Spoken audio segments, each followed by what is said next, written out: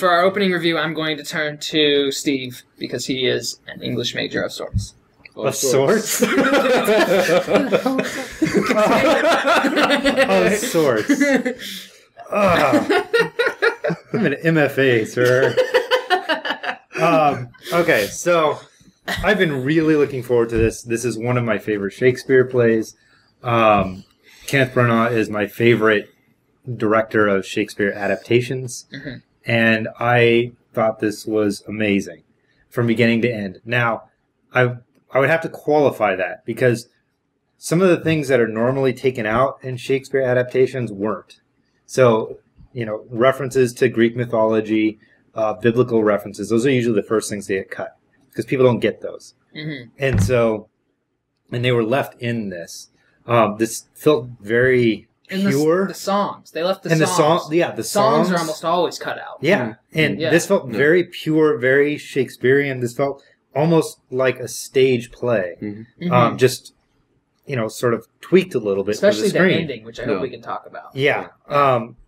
So I realized that most people probably will have a hard time with that.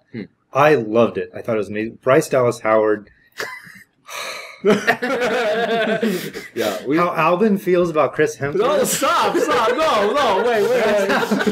I feel that way about Bryce Dallas Howard. All right, what did you guys think? Obviously, Steve over here is blushing. Well, yeah, he's blushing because he's an English major of sorts, but but I'm not. You deserve this. I am not an English major. I am more of a math and science guy. So for me to watch a Shakespeare movie using Shakespeare dialogue, I mean, it feels like it was just word for word. It is, yeah. Okay. Yeah. Mm-hmm. I mean, it's hard. It's hard for me to listen to it. It's not as hard as it was when I was in high school. Right. I feel like I follow a little better now. But I got a general gist of what was going on, even though I couldn't catch all the brilliance of everything. I enjoyed it as a movie. I enjoyed it. The fact that it looked like it was a stage play, and I love the way that it was shot. Yeah, there were some beautiful shots. It just seemed really beautiful and brilliantly done. Yes, like that. That shot when Orlando's standing under the tree and he's talking about writing, and it comes down and looks up into the tree and has all the poems hanging from the tree. That's just a gorgeous shot. That was brilliant. Absolutely brilliant. Yeah. I was thinking about the one that really shocked me was the oneer between Rosalind and Orlando. When they were talking and constantly having to go back. Or just the way that he shot the seven stages of man. So he does that in Much Ado About Nothing, though, a lot. Yeah. Which we'll talk about later, but How'd you feel about it, Brian? Well, I think all the characters had great chemistry together. Yeah. First of all. That's true. Yes. I felt like Rosalind and Orlando were in love. I felt that between the two characters, and that was great.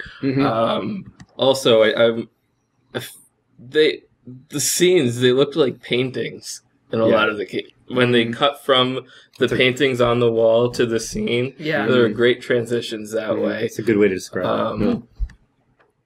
I don't know. It was just visually, this was great for me, but like Alvin, the Shakespearean dialogue was tough because I haven't read much Shakespeare, so I had to spend a lot of time listening and trying to decipher everything. That I felt like I missed a bit of the emotion that was with it, even though I did catch a lot of it. It's just the play, right? So let's talk a little bit about Shakespeare adaptations that we've seen, ones that we like. Do we prefer this style of Kenneth Branagh, just the straight words, but still putting emotion into them, or do we like it when they update it? Well, I know, Branagh's other more well-known Shakespeare, Much Ado About Nothing, which I think, I don't know what it is about that play, but even though he uses the Shakespearean dialogue, it's much more... it's much easier to follow. There's something, I don't know, have you guys seen Much Ado About Nothing? No. Not the film, but I've seen a play of it. Oh, well, Kenneth Branagh's version of it it has Keanu Reeves in it, so. Which is the only bad thing. Well, no, he's trying. He's trying so really hard. Well, A for effort, I guess. Yeah, he does get an A for effort. But it's this awful, like, evil laugh. Yeah. Like, in this moment, he's like, whoa. He like looks around for a minute and then goes, whoa. Yeah. This is ridiculous. Oh my God. And but you know, I mean, one thing Kenneth Branagh does when he does these is he requires everybody to come, the cast to come and live together, just live together for a couple months beforehand, so that way they know each other really well. Oh, okay. I bet that's why. That's with Much Ado About Nothing. He had all the cast come and live in this Italian villa for a couple I months. feel bad for him. And yeah, for them. But I mean, for someone like Keanu Reeves, who at the time was at the, you know, he was really sought after to say, I'm just going to go live in an Italian villa for a couple of months, take time out from my career so I can do this movie. You know, you really do got to give him credit for that. Okay, sure. And Denzel Washington. And Denzel Washington, yeah. I mean, it's that was why he went. He wanted to go hang out with Denzel Washington. I'd go live in Siberia to hang out with Denzel Washington. Jeez. Tushy, we ought to be black. Yeah. That's an amazing adaptation of Shakespeare. And I think, for me, Much Ado About Nothing was really the first... Michael Keaton does an amazing... Yeah. That was the first comedy of Shakespeare that had really been done, I think, very, very well on screen. But how about you guys? What sort of Shakespeare adaptations have you seen? Do you appreciate or? Well, I mean, for my personal flick chart, I mean, Lion King is like #1 on my flick chart. You know, so I really enjoy that, and I really loved, you know, not just the Disney animation and the music and all of that, but I really enjoy how you can have the depth of the story, but the accessibility of language and humor and everything. So that is something I really do enjoy about the Lion King. But on the flip side, something like As You Like It. There's definitely, even though it's harder to sit through and understand what's going on, there's a lot of charm to it.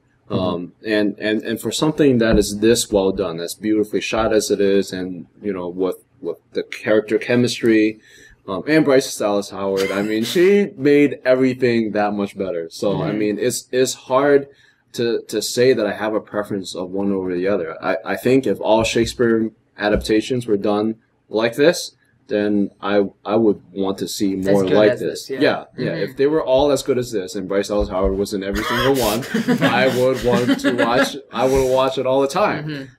But again, accessibility is a very important thing, and I think that's why, and I think that's why Lion King is so big. What about? Well, I feel like the stories can be taken to like another time period. But I don't feel that the dialogue also can go with it. For example, the Leonardo DiCaprio Romeo and Juliet. I can't watch that movie. That's just a personal preference. Another adaptation of Romeo and Juliet. I love it because the Franco Zeffirelli one, maybe probably that one was amazing. But West Side Story. But it just what I can't, because the dialogue seems to fit the scenery. When the dialogue comes in and you have modern scenery, it doesn't flow. It doesn't have the same feeling to me as it does when it seems period appropriate. Yeah, when you bring guns into the picture, it does change it a little bit. I don't know. I love that version, and I think he does interesting things with. It is interesting. Yeah. Calling the gun a sword, like that's the name of this. Yeah. And so I like Baz Luhrmann, even though Australia happened. I do like Baz Luhrmann, and I think I think he really did good things with it. Now there are other adaptations that like Mel Gibson's Hamlet, which is awful, absolutely horrible. Or even like a modern adaptation. Is it called O? Oh, Othello, which is Othello, which was painful. With Julia Stiles in it. Julia Stiles and Josh Hartnett, right? And I'm pretty sure Josh Hartnett is Iago. Yeah, I think so. Yeah, it's pretty bad. It's really. Yeah, sometimes, I mean, I kind of agree. I remember watching some of the moments of that Baz Luhrmann, Romeo and Juliet, and remembering laughing at some of it because the dialogue just didn't fit so well. Really? I think at other times it's really quite brilliant. I think especially the balcony scene fits. Yeah, it's beautiful. Very well done. Yeah, there's parts of that film that are good. I mean, just for me, I can't consistently listen to that dialogue in modern times.